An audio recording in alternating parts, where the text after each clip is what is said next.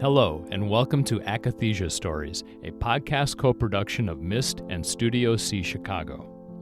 MIST, the Medication-Induced Suicide Prevention and Education Foundation in memory of Stuart Dolin, is a unique nonprofit organization dedicated to honoring the memory of Stuart and other victims of akathisia by raising awareness and educating the public about the dangers of akathisia.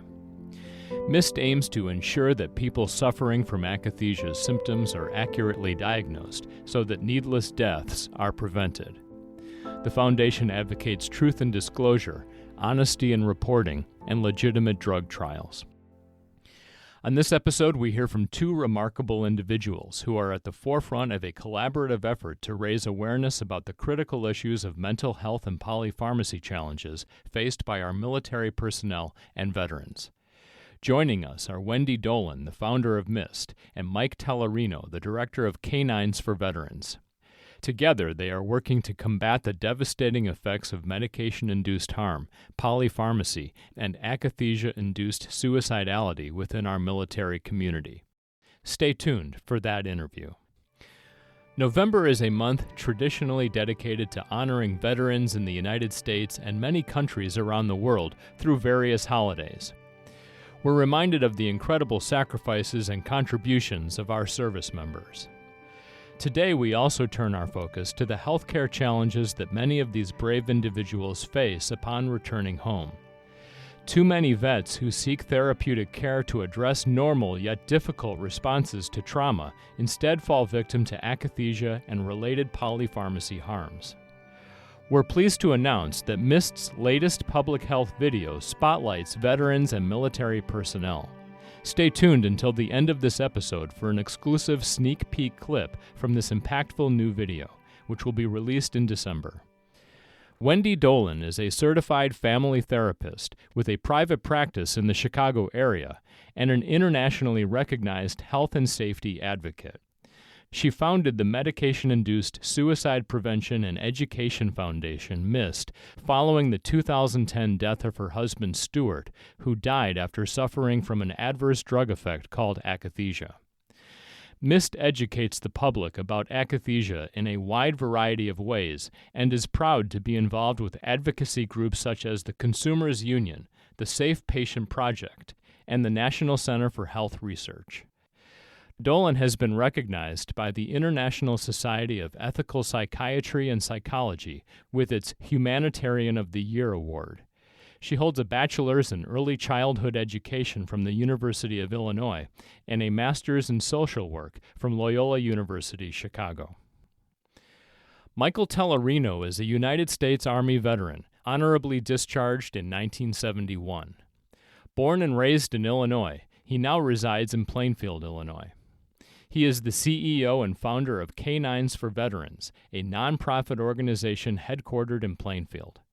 Their main objective is to provide service dogs to veterans in need.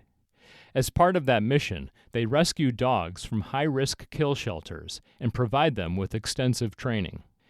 Additionally, they offer free food and medical care for the entire life of these service dogs, ensuring their well-being and the continued support they can provide to our deserving veterans. You can learn more about K9s for Veterans at k9sd.org.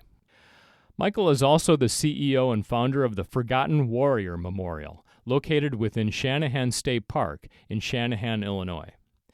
The memorial serves as a tribute to brave veterans and their families, specifically those who have lost a loved one to suicide due to PTSD, post-traumatic stress disorder. More information about the Forgotten Warrior Memorial can be found at theforgottenwarriormemorial.org. I began by asking Wendy and Michael to share the origins of their collaboration. Well, I'll begin. What happened was when MIST was first formed in 2011, we did a suicide prevention walk. And at that time, we had MIST t shirts where we had the MIST logo on the front and the definition of akathisia on the back. And as we're doing this walk, inevitably, people from the military were tapping me on my back, or any of my board members who were participating in that walk. And they said, "Oh, I think that happened to my loved one. And I went back to a board meeting and I said, maybe we need to be exploring the military. And then Michael and I have a mutual friend, Andy, and he said, hey, I know this great organization called Canines for Veterans. They do a lot of wonderful work in the military. And so I called Mike and we met, and that was the beginning of what has been, I think, a 10-year plus relationship. And we've done so many projects together. Michael? Well, I started K9 for Veterans 7 years ago. I was working with veterans before that, but I officially started K9 for Veterans to provide service dogs to veterans suffering from PTSD. That is a huge problem with our veterans. One of the biggest concerns that I have with that is with the VA and the medication that they dispense to our veterans. Uh, they take pills to get up in the morning, take pills to go to sleep, take pills to get through the day. They're it's not really doing anything for them, but just masking the symptoms. And I think with the combination of meds that they're giving, like what Wendy said, it could have a profound effect on them. It really can. So one of the concerns that I have is that we start understanding what Wendy's trying to accomplish and let people know what some of these drugs are capable of doing. Would you agree, Wen? Yeah, I mean, I think so. After we met, I spoke at an event. Hundreds of people were there. And with these events that I've done, I think I've done several podcasts with you, but several events. Inevitably, if I'm sitting at the bar or in the hallway, all these vets come up to me and they say to me, I experienced that result. I experienced akathisia, and they were happy, not happy, but it was nice to know a name for it. But I remember, I don't know if it was John or one of those people I met. He was on 18 drugs. He was on John, eight yeah, it was drugs, John. and at one point he attacked his wife, which he was not a violent man. And they had to go on this whole journey of detoxing him. But the problem with the polypharma that goes on, not just in the military, but with other people, is you take a drug, it's not working. It's then pretty usual and customary to raise the dosage of the med. That's Correct. not enough. Then they're going to add, let's say, a mood stabilizer. Well, then you have, let's say, Neurontin for pain. All of these meds come with suicidal risks. And I think that we need to be, the message of MIST is simple. When you stop, start, or change the dosage of any medication, if you develop new symptoms or you get worsening symptoms, it might not be you, it might be the drug. But unfortunately, like Mike's describing, and he can, talk about the, appointments with the vets. Sometimes they're given a 90-day, Oh, amount, and yeah. they're not getting monitored. I mean, you tell, Mike, what do you hear about this? It's polypharma. You know, I think they're not prescribing the right meds, number one, for our veterans. They're prescribing way too many for our veterans. John Jans, who we had talked about earlier, he was definitely on 18 different meds. He needed a caregiver just to help him with his medicines because he couldn't keep track of what he was taking and when he was supposed to take them. And John had attempted suicide several times, and that just wasn't part of John's nature, But when they start doubling up, and then I think another problem is too, once they're getting these meds from the VA, they're not enough, or they're not the right meds, so they start reaching out to the streets for meds. So you got that deadly combination between what they're getting off the streets, what the VA is giving them, I've had known several veterans who had never thought they'd ever contemplate taking their own life, but yet the meds that they were taking, they just couldn't get through the day. The only thought they had was ending their life to get away from the pain. The pain was 24 and 7. They couldn't shed it. So they would just take more meds. You bring up such an important point. Like, this is what happened to my husband, Stuart. He had some stress at work, no history of suicidal thoughts, and then he's gone in 6 days. And what I think is really something that's so important to know, and Mike, you hit the nail on the head, and that is it's not that they want to end their life. No. They want to end the reaction. Like, we interviewed when I was on your show, and Erin, who was a vet, who really said, she had akathisia, I think, from starting a smoking cessation drug. And she said, I felt like my tongue was a battery on fire, or people will talk about, having this reaction of bugs crawling on them. Their face Exactly. is on Right. fire. And it's not that they want to end their life. They want to end the reaction. And what I want to make clear to everyone on this podcast is this is not just happening on these psychiatric meds. One of the things that malaria drugs can cause suicidal thoughts. In fact, there's a case in Canada, I'll be honest, I haven't followed it, where veterans were suing not the drug company, but the country of Canada, because they were forced to take these malaria drugs, and there was this huge increase of suicides. So it's out there, and our goal is to just keep making everybody aware. It's a shame. It really is. These veterans are going through so much. They really are. And the thing that's heartbreaking for me, and Mike and I have talked about this for years, is Representative David Jolly, who's no longer in Congress. I think he's now a speaker on one of the news channels.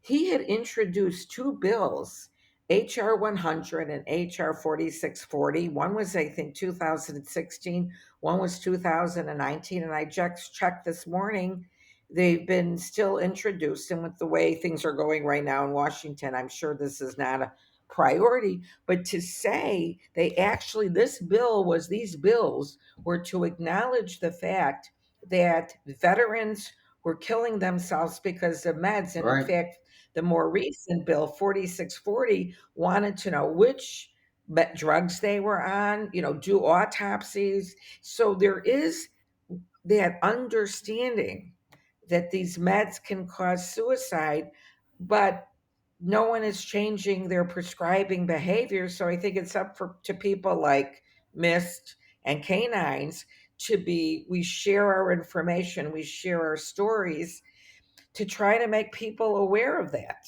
In fact, Mike taught me something which I tell people, and I even tell my clients now, that when you start a med, have a buddy system. You make sure that you tell, and that's completely from the military. I never heard that before.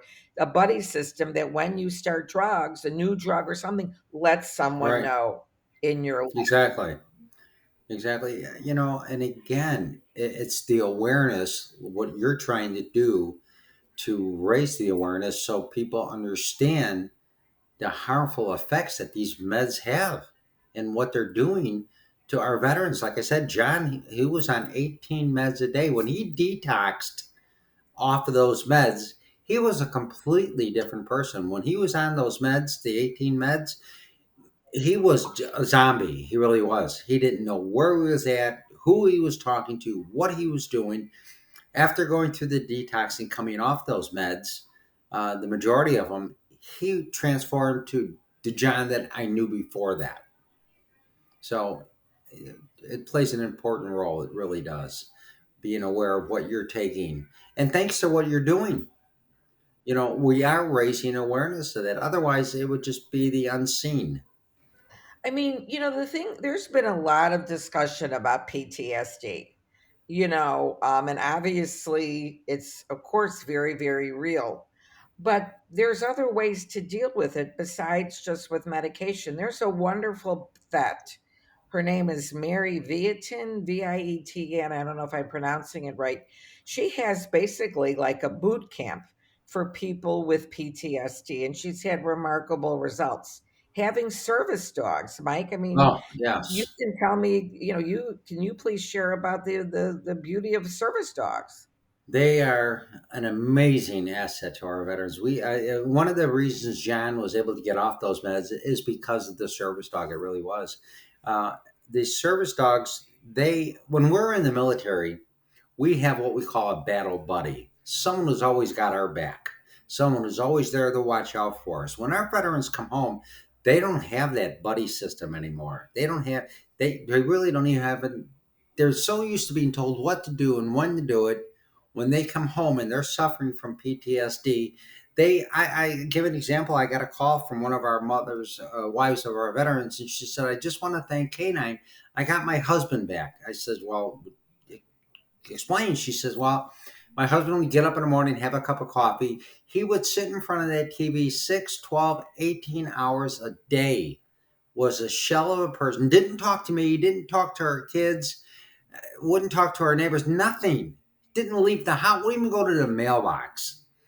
3 months after having the service dog, he now gets up in the morning, grabs that dog, takes it for a 2 mile walk. He's lost 10 pounds. He comes in the house now and doesn't shut up. Now he's asking her, can we go to Walmart? You know, that's the kind of difference with the proper treatment or assistance. You could overcome this. You really can. It's not an easy journey by any stretch, but it just could be done. I mean, as a therapist and as the founder of Mist, I say all the time that I'm not anti drug, and I'm sure there is a place, of course, for drop medications with PTSD. But, and Mike speaks more to this than I do, is that, but there's other choices. There's exercise, there's dogs, there's meditation, there's other things that can be holistic things that can be done, and unfortunately the VA doesn't have No. the interest. I don't know if it's the money, the interest, I don't know. The VA, I can't speak for them, but whatever it is, it seems like their first line of help is drugs. Is that correct, Right. Mike? I mean, I'm not familiar as you are. That's their answer to everything, in my opinion. I mean, the VA, they do what they could do with what they have to work with. But I don't think, and I know for a fact that our veterans are not getting the right help that they need to help them through their PTSD or keep it under control. They're just not. Yeah, medication is not the answer. That's just masking the problem, and most of the time, it's compounding the problem that they're dealing with. So, you need different type of help. It's not a one pill, take this and you're going to be fine. It doesn't work that way. They're giving, like I said again, John Jans 18 pills. I mean, he needed a schedule just to remind a caretaker to give them to him.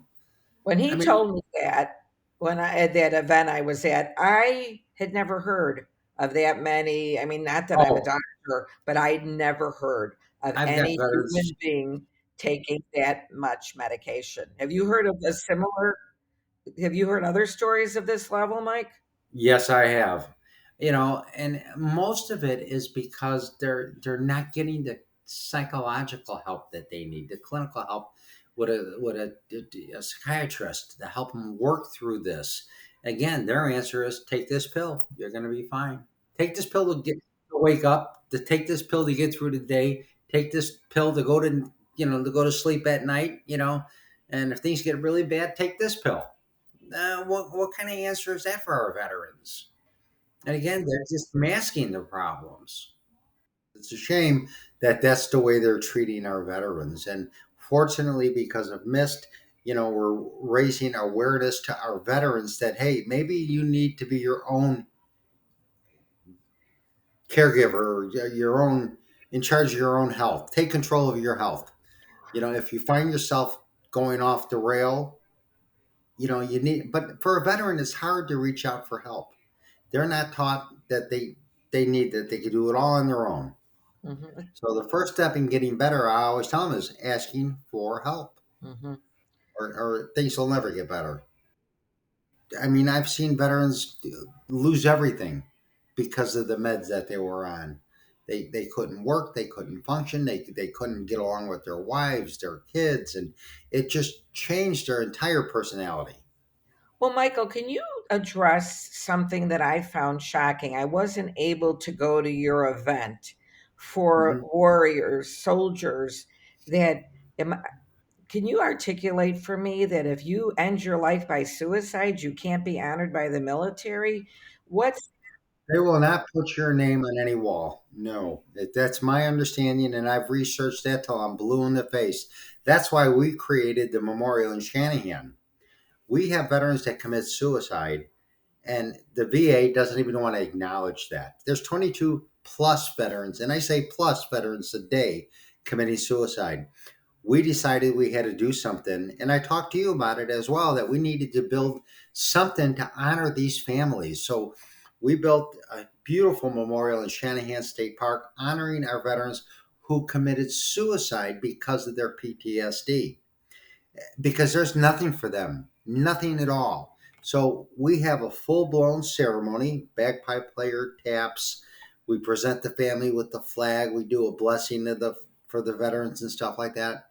And I tell them the one takeaway message is that if anybody leaves here, the one thing you need to leave with is knowing that your son or these veterans that we're honoring are true American heroes and died in service to our country. They just didn't wake up one day and say, you know what, I'm just going to take my life. That's not the way it works.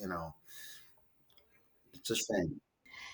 And one thing too, Mike, is that, most people say committed suicide. The new language is died by suicide because we're trying, if you say you committed suicide, and I slip myself sometimes and Right, say it, committing suicide sounds like you committed a crime. right. So the new way of speaking is died by suicide because it wasn't a crime, but that's just, that's just some new. The terminology. Yeah, but you think that I found fascinating, and this is, we'll get to the video later, is that they have tried, in my opinion, all this suicide prevention bills and all these bills to try to end, reduce the number of veterans suicide, and it hasn't changed. So this almost feels like the definition of insanity. You're doing the same thing over and over again and Right, being over and surprised over. that the numbers haven't changed. And so in my mind is Right. that is why maybe Representative David Jolly, ex-Representative David Jolly, I think came to some conclusion that we're missing the boat here. Whatever you're doing, whatever resources we're doing, I'm not saying it doesn't help everybody. Don't get me wrong. Maybe the number of suicides per day would have been 40. I don't know. But all I'm saying is it doesn't seem to change statistically when we talk about 18 to 22. And I agree with you, Michael. I believe there's probably way more, but they just don't report it. They don't. A lot of states don't report it. How do we allow 22 veterans a day to commit suicide? How are I know. they not getting every bit of help that they need to get through this? Mhm. It seems to be it's an accepted fact that, yeah, we're losing 22 veterans a day. And it's such a bad reaction to 22 a day. It's terrible. Yes. And what is interesting is I don't have the statistics in front of me. Some of the vets who weren't even working necessarily, they hadn't been in combat, were also dying, like because they were given so many med combinations. I mean, I don't have official data on that was just something that I had heard. But either way, regardless, it's a terrible situation. And they're not getting help. I mean, as a therapist, there's a lot of people that need help, don't want to reach out. They think there's a stigma. I mean, I have clients that have insurance. They don't even want to put their mental health bills through their insurance company because they don't want to leave Right. a They'd paper rather pay trail that they got privately. mental health. So now, we're in a really bad situation. I get it. I totally get it. It's a shame what our veterans are going through. They're not getting the proper help that they need. They really are not. Michael, I wanted to ask, when and how did you come to see that canines were a key component? Long story short, I started out at Paws, Illinois. We were doing rescues and fostering and stuff from shelters and stuff and placing them with families. Um, I got a call from Natural Balance Pet Food. They wanted me or Paws Illinois to be the distributor of all their pet food rather than dealing with all these different rescues and stuff. So I did. Well, I ran into John Jans, who was my first veteran, and John was just totally John. His the way he reacted to his PTSD was by being funny. It was always in a jokingly way. John was never serious about anything, And we got John a dog, and I said, John, this may help you, to have some kind of companion to help you through the day. And after he had this dog, he come up to me and he says, Mike, he says, I've come to depend on this dog. It's my best friend. I have someone to talk to, someone who's always there for me, somebody who I know has always got my back. And I said, well, John, why can't we give everybody a service dog? And he said, there's just not enough to go around. Nobody's really training them. People don't understand the difference that these dogs can make in a veteran's life. They really don't. And it's never going to cure PTSD. That's a guarantee, but I'm going to tell you, they could help. They could turn on a light.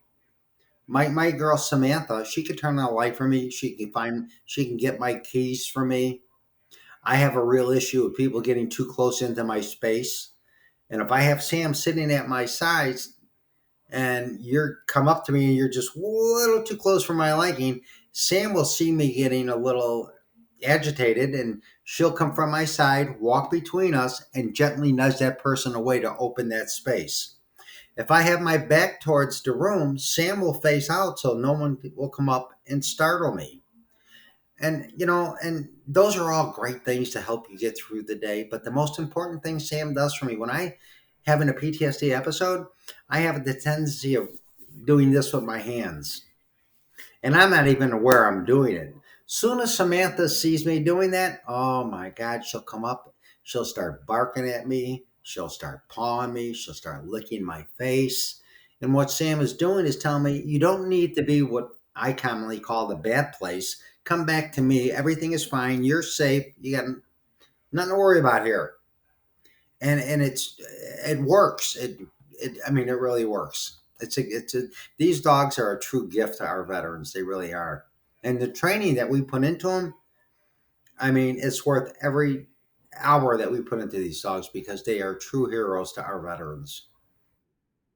And our veterans believe in what MIST is all about. They understand coming off of 18 drugs, how that's going to benefit them way more than taking 18 drugs is doing, or the combination of drugs that they're taking. But one of the things that you're describing, Michael, is that there's four types of akathisia: chronic, tardive, there's acute, and then there's withdrawal akathisia, which can happen a lot, like even if you're just on one drug. But the point is that people think I'm going to go cold turkey, No. and you can't, because people develop suicidal thoughts withdrawing from these drugs. So I feel for John. I don't know what his withdrawal had to be like, but Oh, oh it's my terrible. goodness. I was with him a few times and I went to his house when his wife called me and said, can you come over? John is totally irrational right now. He's talking crazy. He's being abusive, So, like you said, so many different side effects that the withdrawals have coming off these drugs. That's why you need a buddy system. Well, that's what I got from you. That's what I talk about. But one thing I want to make clear to everybody here and the viewers is this is not just psychiatric meds. When I was in Washington, D.C. in March presenting at a conference, shortly before I got there, Propecia, the hair loss, the hair growth drug, now has a suicidal warning on it. So, you want hair, you don't want to die. I mean, it's just a question that we need to the I want this to also be the broad conversation is just be careful. Have a buddy system. Be in touch with yourself because these lot of classes of Right. drugs. I'm not mistaken. Did Erin try Shantex? Was that her, the smoking drug, I think? And now there is a suicidal That's what warning I on was that one, on. I think. And I was on my motorcycle and I was thinking about running into the other lane. And I thought, what am I, insane? I mean, really, I actually had the thought, well, I'm just going to take my bike and just veer into the other oncoming traffic. And it scared the hell out of me. Why would I have this? But I was on Shantex. Well, there's a warning on it, and then I think they took the warning off. I haven't checked recently, but look at what happened to you. Someone would say, "Oh, he killed himself because he has PTSD." Yeah, No, he killed himself because he's having a reaction. totally. I mean, it was bad. It was terrible. Scared the hell out of me. I got to tell you, it did. You know, You've touched on some of the projects and collaborations that you've worked on, but could you bring us up to date on any recent projects or campaigns? Well, what we just are in the process, we're in production.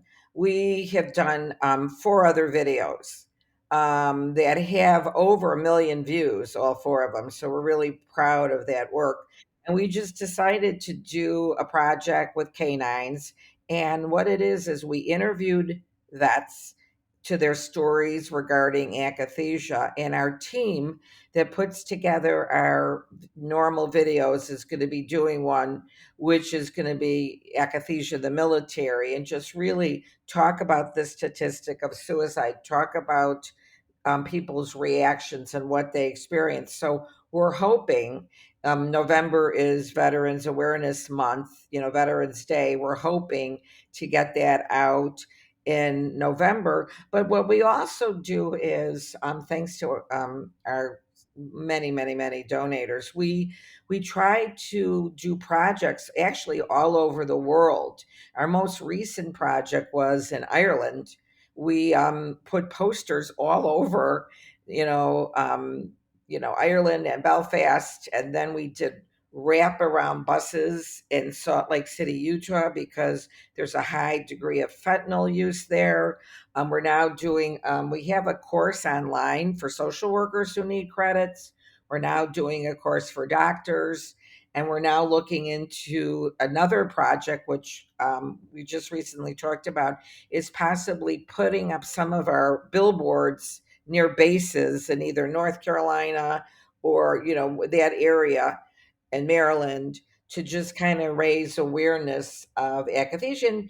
And literally it's a movement. I mean, we can tell how many people view our views online of our videos, but you pull up, I mean, we had a signs on train stations in New York, and we put them on during the holidays, and according to the company that we use, 6 million people ride those trains during the holidays. So it is a movement of awareness. And I don't know about you, Michael, but it's almost gotten to the point like anytime I hear someone took their life by suicide, I'm like, what drugs were they on? It's like I almost get too biased the other way. And don't get me wrong, I know that there's other reasons people end their lives, but we're just trying to expand that view. I think it only compounds their PTSD by doing that many drugs. It's not going to the source of your problem.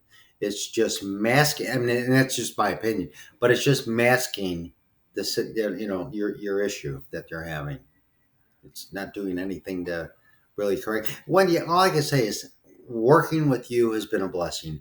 Your organization, bar none, hands down, is doing so much to bring awareness to not only our veterans that are suffering from this, but general public as well. If it wasn't for your message, if you could save one life by your message, helping people understand the dangers of medications, you've done your job. You've been listening to the Akathisia Stories podcast. We'll have another episode soon. If you'd like to share your own story for this podcast, please email studio.c.chicago@gmail.com. And please share this podcast, rate it, and subscribe. I'm Andy Miles, and I'd like to thank Wendy Dolin and Mike Tellerino for their time, candor, and dedication, and I'd like to thank you for listening. Before we go, and as promised earlier, here is an exclusive sneak peek of MIST's latest public health video. It will be released in full in December and available from the MIST Foundation's YouTube page.